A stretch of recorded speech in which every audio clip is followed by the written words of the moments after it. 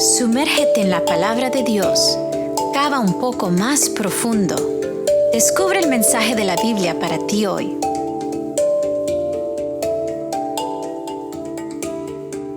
Apreciados amigos, estoy muy contento en esta mañana de compartir con ustedes una vez más acerca de la palabra de Dios. El tema de hoy es acerca de las vidas transformadas marcan la diferencia. Vamos a analizar en esta mañana cómo Dios quiere que también nosotros podamos tener esa transformación para así marcar la diferencia en nuestras vidas, en nuestras familias y así poder llevar a otros a los pies de Cristo. Pero antes de abrir la palabra de Dios en esta mañana, hagamos una oración para que Dios nos dirija en el estudio de su palabra. Oremos. Amante Padre Celestial, Señor, en esta mañana venimos a ti humildemente pidiendo que tú nos dirijas y que a través del estudio de tu palabra podamos alcanzar el conocimiento de la verdad y ser transformados, ser cambiados para así, Señor, por tu gracia, marcar esa diferencia que este mundo necesita. Oh Dios, pedimos que el Espíritu Santo nos dirija y que, Señor, tú nos enseñes más de tu palabra. En el nombre de Jesús. Amén.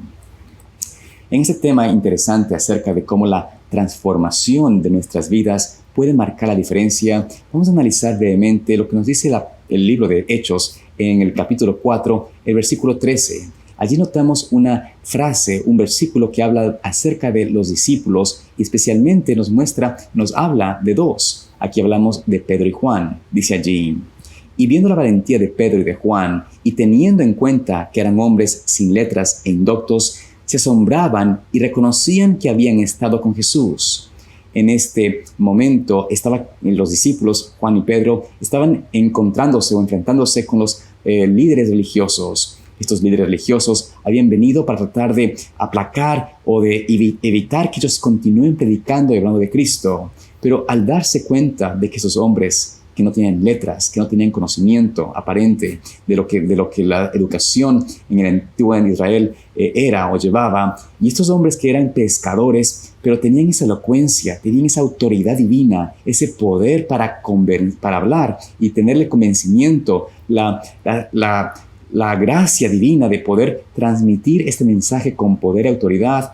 Aquí vemos cómo los líderes religiosos se sienten intimidados y se dan cuenta de que estos hombres, estos simples pescadores, habían estado junto con Cristo, habían estado junto con el Maestro. Y esta evidencia, esa vida transformada, realmente marcaba la diferencia a tal punto que en el capítulo nos muestra de que estos líderes religiosos no pudieron sino intimidarlos, amenazándolos, pero no podían hacer nada realmente para evitar que continúen hablando de el Señor Jesús.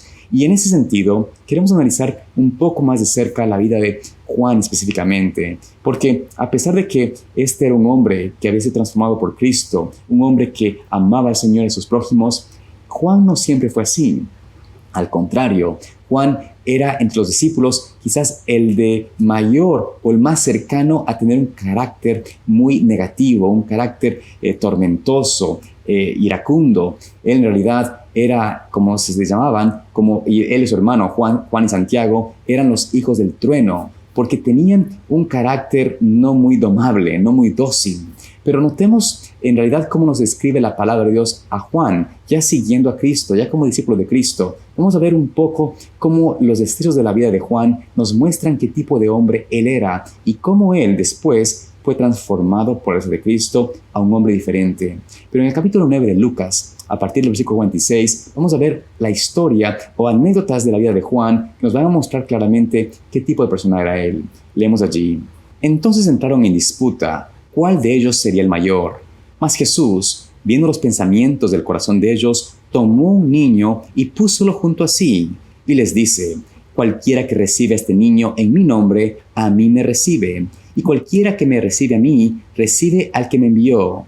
Porque el que fuere el menor entre todos vosotros, este será el grande.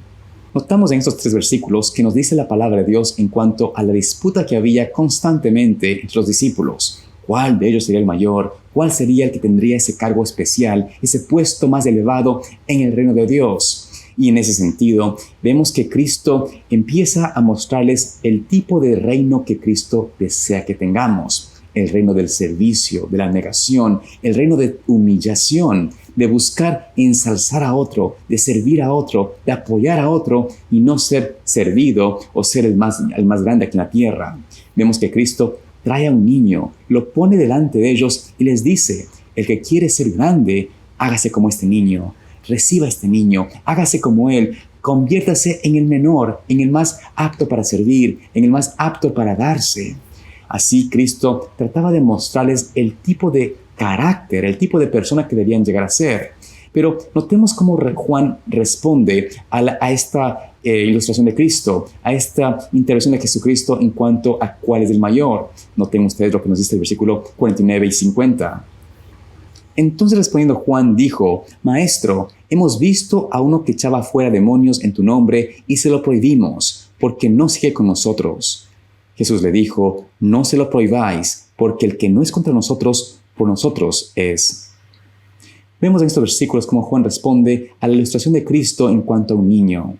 En vez de Juan aceptar el llamado de Cristo a ser el menor, noten que él trata aquí de figurarse, de dárselas de haber tenido la capacidad o el mayor don de los discípulos, porque prohibió a otro que no seguía con ellos a dejar de hacer las obras en nombre de Cristo, ya que no era uno de los 12.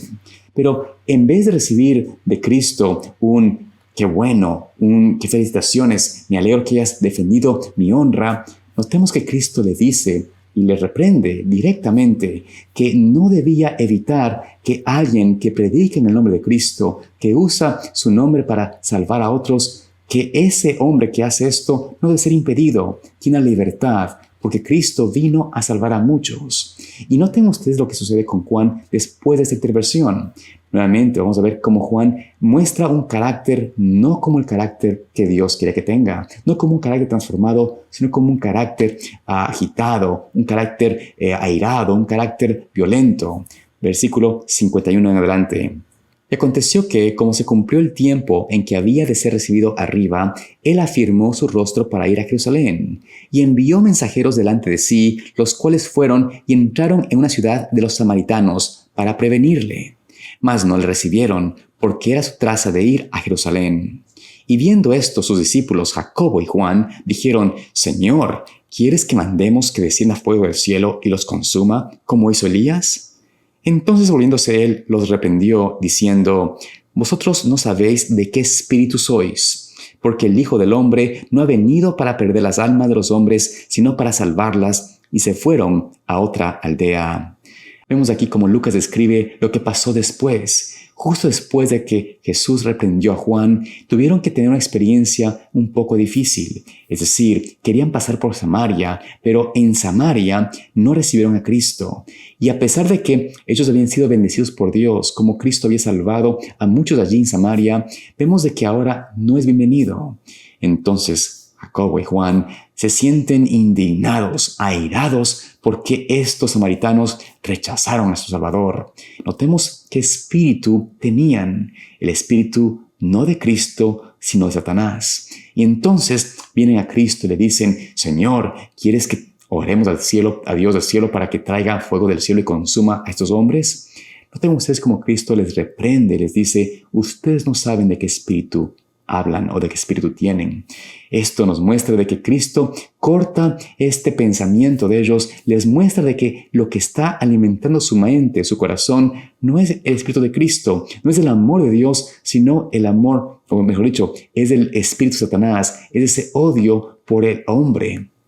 Así es como el Señor muestra que estos hombres, Jacobo y Juan, que Juan no tenía el carácter divino, no tenía y no poseía ese don del Señor para amar a otros. Pero Cristo reprende y a la vez les da una respuesta, una salida a esa condición. Les muestra que el Señor vino a salvar al que se había perdido. Él no estaba hablando necesariamente de los samaritanos, sino de ellos mismos. Estos dos hombres que no tenían el espíritu, que no sabían qué espíritu tenían, que estaban siendo guiados por el espíritu satánico, el espíritu del hombre, ellos necesitaban ser salvos. Y Cristo, al llamar la atención, les da también la respuesta, la solución a su necesidad. Así es como el apóstol Juan empezó y realmente buscó aferrarse más de Cristo.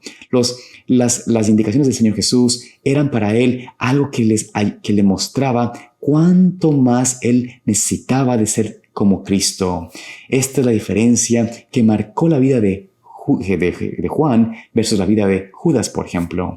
Juan era un hombre con muchos defectos, lleno de problemas, llenos de un carácter belicoso, un carácter airado, un carácter hostil. Pero a pesar de todo esto, realmente al contemplar a Cristo, al mirar a Jesús, al queriendo estar delante de su presencia constantemente, él se da cuenta cuánto necesitaba él ser transformado. Y por eso Juan se convierte en el discípulo amado, no porque Cristo lo prefería más, sino porque este discípulo amaba más a Cristo, quería imitar el Señor, quería ser transformado por su gracia.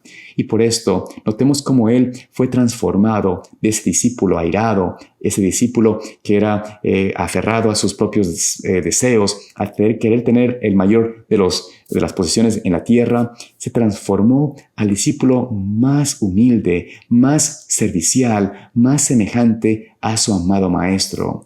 Y nos dice en el libro de Primera de Juan, el capítulo 5, versículos 3 al 5, lo siguiente: porque este es el amor de Dios, que guardemos sus mandamientos, y sus mandamientos no son penosos. Porque todo aquello que es nacido de Dios vence al mundo, y esa es la victoria que vence al mundo, nuestra fe. ¿Quién es el que vence al mundo, sino el que cree que Jesús es el Hijo de Dios? Así es como el apóstol Juan describe la experiencia de aquellos que son transformados por su gracia, la experiencia de sí mismo. Vemos aquí que Juan está diciendo de que la manera de amar a Dios es guardando sus mandamientos. Y sus mandamientos no son gravosos, no son difíciles, porque unidos a Cristo somos vencedores. Porque el que vence, el que tiene la victoria, el que puede obedecer la ley de Dios, es el que cree por la fe, el que tiene la convicción de que Cristo es el Hijo de Dios y que Él en nuestra vida puede hacer el querer como el hacer por su buena voluntad. Mas hoy tenemos a muchas personas que dicen creer en Cristo, que dicen profesar seguirle, pero en realidad no tienen una vida victoriosa, no conocen lo que significa obedecer su santa ley porque no creen en el poder de Cristo para transformar sus vidas. No están dispuestos a ceder su voluntad a Él y no conocen lo que significa entonces tener una transformación de sus vidas. Realmente ser una diferencia, marcar una diferencia en este mundo. Por eso quiero compartir con ustedes una cita muy importante que se encuentra en el libro El Camino a Cristo, la página 44, donde dice: cuando Cristo mora en el corazón, el alma rebosa de tal manera de su amor y del gozo de su comunión que se aferra a Él y contemplándole se olvida de sí misma. El amor a Cristo es el móvil de sus acciones. Vemos en esta hermosa cita lo que sucedió con el apóstol Juan, cómo Cristo moró en su corazón. Llegó a tal punto que el móvil de sus acciones, la razón por la cual Él habla de guardar su santa ley, de guardar esa ley que nos lleva a amar a Dios y amar al prójimo, es porque realmente Cristo moraba en su corazón. Y unidos a Cristo, sometidos a su voluntad, podemos decir que lo que nos motiva, lo que nos hace hacer sus obras, lo que nos hace guardar su santa ley, es realmente el amor. Eso es el motor, la razón por la cual uno obedece a Dios. Y por esa razón, el Señor nos invita a que hoy tengamos esa experiencia de poder creer, de poder vivir esa vida de fe. Y en este tiempo, en medio de toda esa tribulación que estamos pasando, que podamos marcar la diferencia porque conocemos, porque estamos aferrados y unidos al Señor Jesús. Que Dios en este día te permita mantener esa relación de unión con Él para así mostrar a otros, al mundo, lo que significa conocer a Cristo, lo que significa amar y tener amor de Dios en el corazón. Que Dios te guarde y te bendiga, es mi oración, y nos vemos aquí mañana para continuar estudiando más de la palabra de Dios. El Señor te bendiga. Profundizar es una producción de Pathway to Paradise Ministries.